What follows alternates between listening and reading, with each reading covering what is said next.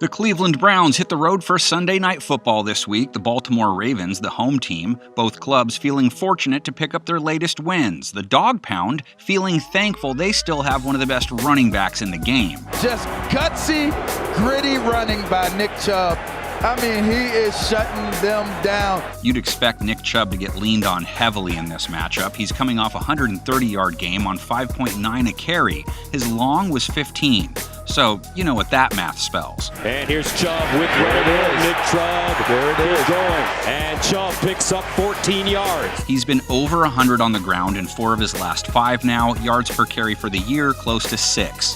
Chubb again, running right this time. Chubb following his blocks. Chubb gets out of bounds. The Ravens most recently faced David Montgomery. They held him to 4.1 a run, and that's a solid reflection of how they've played the run for the season. And they toss it over to Montgomery. Nowhere to go. There is Patrick Queen in the backfield so fast. But stopping the run will be just as important to the Browns, and that was something they did not do well against the Lions. Swift breaks away. DeAndre Swift, touchdown Lions. For the year, though, runners had not been giving them too much trouble. Stevenson wrapped up immediately. The rookie from Oklahoma met by Malcolm Smith. They're obviously facing a non-traditional rush attack with Baltimore. We'll assume Lamar is back. And there goes Jackson for another first down. It's 1st and goal for Baltimore. But when Jackson doesn't run, how effective will he be? The last time we saw him, Miami was sending the house at him all night, and it worked. End zone picked off. This game is over.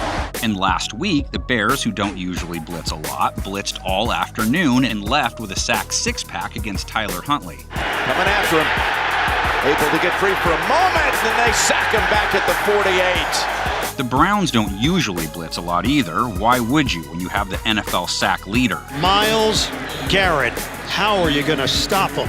Loss of 7. But until Jackson shows he can handle the extra heat, no reason to stop sending it into the kitchen. Time runs out. A sack of Jackson. When Jackson's had time, he's put up some good numbers through the air. 14 TDs, over 270 yards per game, yards per attempt close to 8. Jackson into traffic. It is caught. What a catch. The Browns secondary he's up against, great against Tim Boyle. Delivers it deep.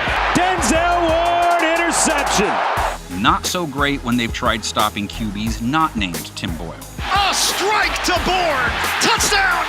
Mac Jones is dealing. Same is sort of true about Baltimore's pass defense. They were looking good against Justin Fields. And the pass again incomplete. Mooney thought he might have had it for a while. But against Andy Dalton and most every other QB, not that great. Wide open is Goodwin. Makes a catch. Out of this world. They will be staring over at Baker Mayfield in this one, who played hurt, and you can argue it showed. 2 interceptions, rating under 55, just 6.1 yards per attempt, under 180 yards passing against the Lions. Cleveland has exactly what they want. They run off the safety. They create that inside space. It's just an errant throw by Baker Mayfield. He didn't face much pressure either, only sacked once and only hit 3 times, but it didn't matter. They're down in 10, Mayfield. Intercepted by Detroit. So how will he fare against a Ravens front that had 3 sacks last week and one that has one of the highest pressure rates in the NFL? Ball is on the ground. That's recovered by Baltimore. As Andy might have put it, it is on like a prawn that yawns at dawn. This has AFC North slobber knocker written all over it. These teams don't really like each other, and the last time they met up, fireworks all night. Will there be more? Who lights more of them off? Tell us in the comment section. We'll do ours up on the screen. Stop doing rhyming poetry. Just tell them, please.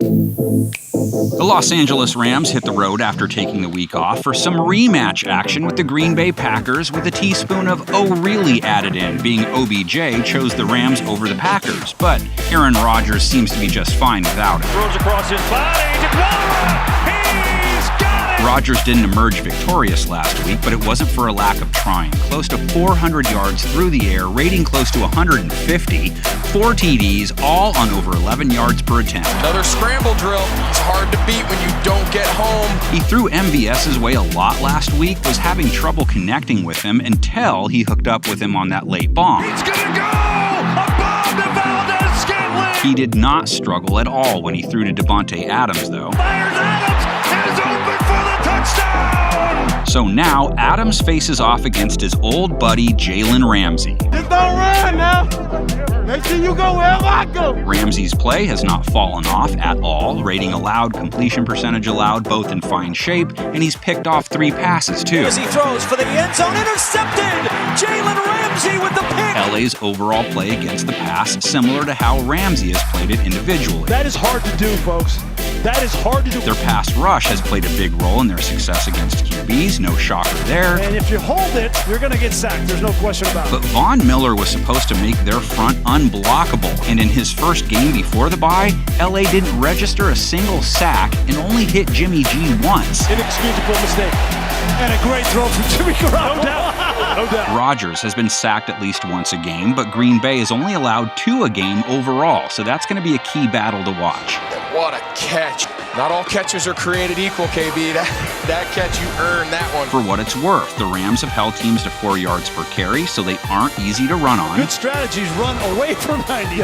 Don't run towards it. The Packers don't usually run a lot, though, but A.J. Dillon is handling the carries with Aaron Jones out. Option to Dillon's gonna work like a charm! Now, Vaughn wasn't the only Ram to make an uninspiring debut a few weeks ago. Beckham Jr. barely noticeable in the Rams' passing game in his first outing in yellow and blue.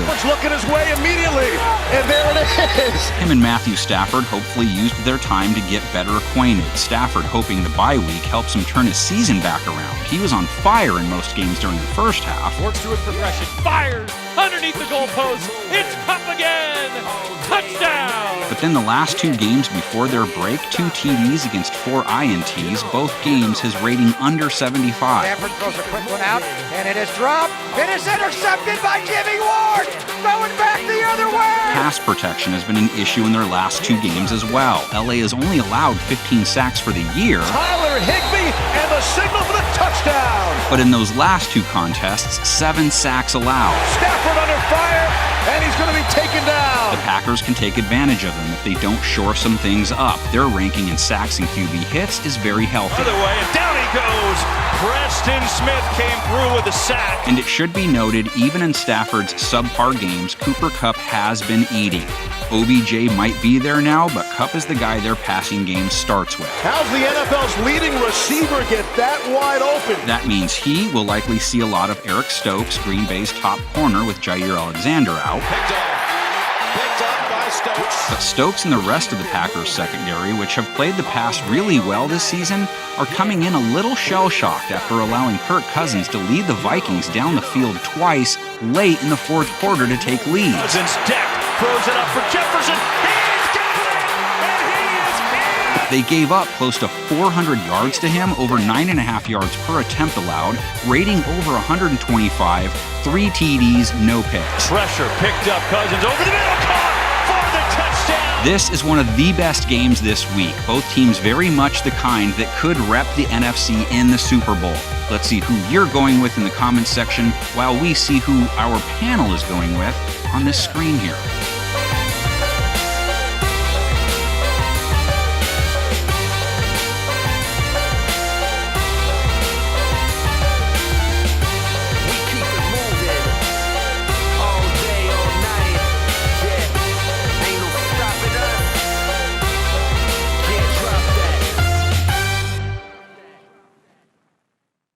The Seattle Seahawks head east for Monday Night Football, taking on the football team in Washington, one of the many teams that thrust itself into the playoff picture with a win last week. And the Washington defense ends the storybook return of Cam Newton to Carolina with a 4th down sack. Washington buried Cam Newton to seal their 4th win, keeping their faint hopes of a ticket to the dance alive. And they can thank their QB, Taylor Heineke, who had his 2nd good game in a row.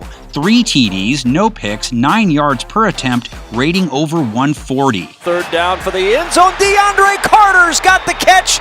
And you know how you can tell when a receiver is a star? When the other team knows he's the main target and they still can't stop him. That is Terry McLaurin. Over the middle into the end zone. Caught.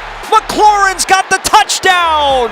McLaurin and Heineke will now go up against a Seattle defense that just allowed Colt McCoy to go 35 of 44 against them, 2 TDs, no INTs, 328 yards without the services of D-Hop no less. Lost the football, then throws. Touchdown. The Hawks did play the run well against Arizona, continuing their trend against ball carriers for the year. Connor wrapped up. And they should expect to get tested a fair amount with Antonio Gibson lined up on the other side. Gibson into the secondary, still on his feet. The Hawks' defense wasn't the only issue in Week 11, though. The return of Russ has not gone well. No TDs for a second game in a row. Rating was barely 80 against the Cardinals, just 207 yards. Some issues on the toss. Wilson attempting to toss it back to Collins, and he falls on it. He's had trouble completing passes to DK Metcalf in their last 2 losses. 8 targets last week, just 4 receptions. 8 targets, 3 receptions the week before. Made by Metcalf, but unable to come down in bounds. Seattle has faced 2 of the better pass defenses the last couple weeks. Washington hasn't played quite as well for the season as those 2 teams have. Design keep, he'll throw to the end zone instead, and it's DJ Moore for the touchdown! But they did show up against Cam Newton, holding him to under 200 yards and just 7 yards per attempt. 5-man Washington rush, Newton standing in, pass deflected away from DJ Moore. And even though they only sacked him once, they do at least average 2 sacks a game and have an average QB hit total and pressure ranking. As Bridgewater is swung to the ground. And Wilson has been sacked multiple times in every one of his games, 4 more taken to Arizona. Wilson in trouble. But don't tell Wilson the war is over. You can see him in the locker room giving his best Belushi. What, over? Did you say over? Nothing is over until we decide it is. Or until Washington decides it is, because they have comeback aspirations as well. Tell us which team keeps hope alive in the comments section. Here's what we've got for you. Toga, toga, toga.